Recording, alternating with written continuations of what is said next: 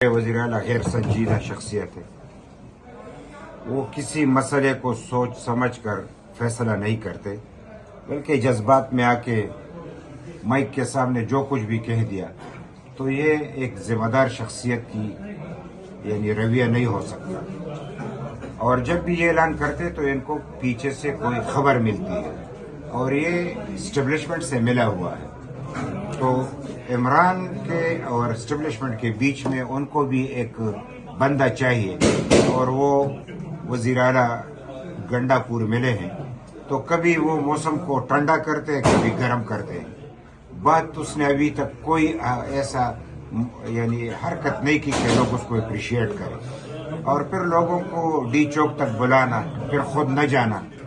और फिर आके बुशरा बीवी की रिहाई मिलना, ये एक सोचे समझे मंसूबे के तहत हो रहा है। और शायद ऐसा दिखाई दे रहा है कि इमरान साहब खुद भी चाहता है कि एक ऐसी टीम बाहर हो कि वो एस्टेब्लिशमेंट से कोई डीलिंग करे तो मेरे लिए रिहाई का कोई रास्ता निकल आए।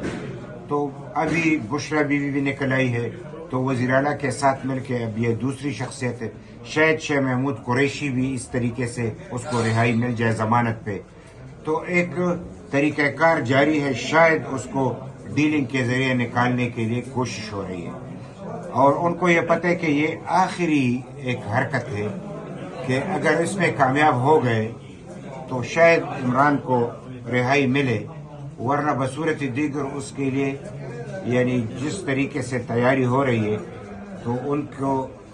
बड़ी मुश्किलात का सामना करना पड़ेगा। क्योंकि पाकिस्तान में हमने बहुत कुछ देखा है, और हम तजुर्बे की बुनियाद पे कह रहे हैं, हम कोई नजूमी नहीं है। लेकिन भुट्टो साहब जैसे अजीम शख्सियत के साथ एस्टेब्लिशमेंट ने क्या किया सारी दुनिया को पता है। तो अगर यानी तमाम सियासी पार्टियों को दीवार से लगाना और उन लोगों को जितवाना जो कि एस्टेब्लिशमेंट के लोग हैं, तो ये खेल तो पाकिस्तान से 70 साल से पाकिस्तान में जारी है। अब हमारे जो खैबर पख्तूनख्वा की बात है, मैं समझता हूँ कि हमें बहुत सारे मसाइल का सामना है।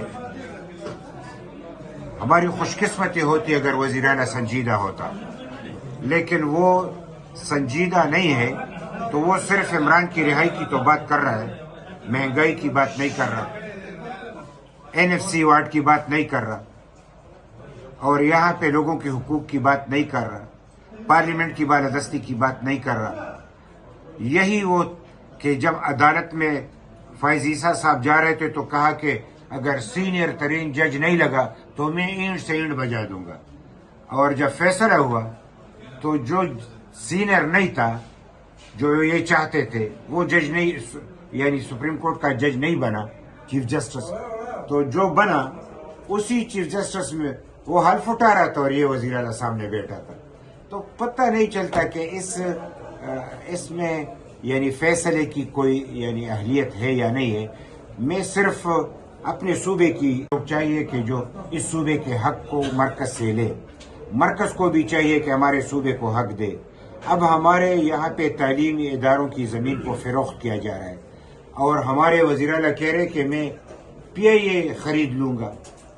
तो यहाँ पे रोटी नहीं मिल रही, लोग भूख से मर रहे हैं, तनख्वाह नहीं है। यानी मेडिकल सतह पे डॉक्टरों के लिए आप यकीन करें कि हमारे अस्पतालों में जो बुरा हाल है वो कभी ऐसा नहीं था। तो ज़रा अपने आप को देखे, ये नुमाइश छोड़ दे, ये डायलॉग भी छोड़ दे, और ये जो जिस तरीके से वो धमकियाँ दे रहे हैं, ये भी गैर संजीदगी का एक मुजाहिरा है। इसको भी छोड़ दे संजीदगी से। हम समझते हैं कि ये इलेक्शन इन्होंने जीता नहीं है। ये यानी जो हमारे यहाँ पे कोर कमांडर थे, जो यहाँ पे मुज़ाकिरात भी किए और 40,000 लोगों को भी लेके आए, फैज़ हमीद, तो वही फैज़ हमीद के बाकियात हैं। और हम समझते हैं कि दहशतगर्दी के खात्मे की तरफ तवज्जो दे, अमन और अमान की तरफ तवज्जो दे, और इस मुल्क की तरफ तवज्जो दे। और कल को लोग, ठीक है ये बात सही है कि ये कहते हैं कि हमें वोट नहीं मिला, इमरान को वोट मिला, कल को इमरान को भी वोट नहीं मिलेगा। हमने देखा है कि यहाँ पे लोकल बॉडीज का इलेक्शन था तो लोग उनका सिंबल भी लेना नहीं चाह रहे थे। تو اتنی سی باتیں آپ لوگوں نے سوال کیا، میں اتنا عرض ضرور کروں گا کہ پاکستان میں جس طریقے سے امن و امان کا مسئلہ ہے اس کو حل کرنا چاہیے، NFC ایوارڈ کا مسئلہ حل کرنا چاہیے، یہاں پہ جو ہمارے مسنگ پرسن ہے ان کا مسئلہ حل کرنا چاہیے، جو IDPs ہے اس کا مسئلہ حل کرنا چاہیے، جو راستے بند پڑے ہیں اور وہاں پہ لوگوں کو راستہ نہیں دے رہے ہیں ان کو یعنی کھول دینا چاہیے، اور افغانستان کے ساتھ اگر ہندوستان کے ساتھ ہم راستے کھول سکتے، کاروبار کر سکتے، تو افغانستان کے ساتھ تمام راستے کھول دیے جائیں۔ اور افغانستان کو اتنا میں ضرور کہوں گا کہ چونکہ آپ کی اپنی حکومت ہے، افغانستان جانے اپنا کام جانے، مجھے ان کے لیے کوئی مشورے کی ضرورت نہیں ہے، لیکن ایک پختون کے ناطے سے تعلیم خدا نے، رسول نے تمام لوگوں پہ فرض کیا ہے، چاہے وہ مرد ہو یا عورت ہو، تو عورتوں کے لیے بھی تعلیم کے دروازے کھول دے۔ اور آج جو نشریات پہ لائیو یعنی جو فوٹو اور جو لائیو پروگرام ان کو بند کر دیا گیا ہے، اور وہ کہہ رہے کہ صرف ویڈیو چلے گا، آڈیو نہیں چلے گا، تو یہ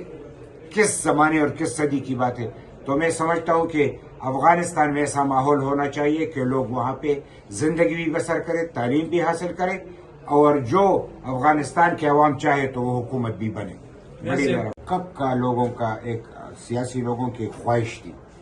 آج سے بہت قبل یعنی 73 کنسٹیٹیوشن جب بن رہا تھا تو اس وقت بھی یہ مسئلہ اٹھا تھا، اس کے بعد بھی یہ تھا، اس لیے کہ ہمارے پاکستان میں عدالتوں کی تقسیم کار نہیں ہے، یعنی عدالت تو بن جاتا ہے لیکن عدالت مخصوص مقدمات تو ان کا فیصلے کرتے ہیں، باقی عوام جو ہے وہ انتظار میں پس جاتے ہیں۔ تو اب بھی تقریباً 50-60 ہزار کے قریب لوگوں کے مقدمے پڑے ہیں، تو آئینی جب عدالت بنے گا تو وہ ہمارے جو آئین کے تقاضوں کے مطابق جو مقدمات ہیں، جو سیاسی مقدمات ہیں، جو پارلیمنٹ کے مقدمات ہیں، جس میں یعنی ججوں کو بڑی دلچسپی ہوتی ہے، اس میں خبر بھی بنتی ہے، ٹی وی پہ بھی خبر آتی ہے، دنیا میں بھی خبر بنتی ہے، تو ان مسائل کو تو وہ اپنی مفادات کے لیے اور حالات کو دیکھ کر مقبول فیصلے کر لیتے ہیں، لیکن عوام کے فیصلے رہ جاتے ہیں۔ تو یہ تقسیم کار اس لیے ہے کہ عوام کے جو فیصلے پڑے ہیں ان کو جلد سے جلد یعنی اس کو نمٹایا جائے، تو اس کے لیے تو یہ ضروری تھا کہ آئینی یہاں پہ ہمارا جو تقسیم ہے یا عدالت ہے وہ تو بننا تھا، لیکن وہ نہ بن سکا، اور پھر انہوں نے یہاں پہ ڈویژن بنا لیا۔ لیکن بات اتنی سی کی، اب 27ویں ترمیم کی بات ہے تو وہ تو ہمارے مرکزی یعنی تنظیم بھی ہے، ایمل ولی خان صاحب خود صدر بھی ہیں اور سینیٹر بھی ہیں، تو اس میں وہ آئینی میں جو نکات ہیں اس کو پڑھیں گے تو پھر اس کے بعد فیصلہ ہو سکتا ہے کہ اب ہمیں فیصلہ کرنا ہے تو کیا کرنا ہے، تو حالات اور واقعات کو دیکھ کر پھر اس کے روشنی میں فیصلہ کیا جائے گا۔